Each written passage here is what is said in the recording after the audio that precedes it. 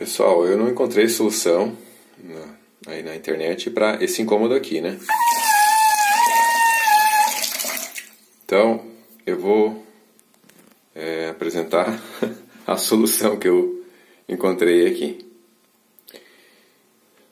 Você desconecta aqui, tira fora a parte superior da torneira.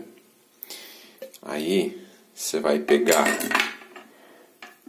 um pedacinho da esponja aqui e vai colocar aqui dentro, tá?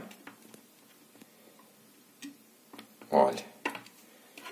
E eu volto, encaixa aqui, vou parafusar e vamos lá. Acabou o barulho, tá?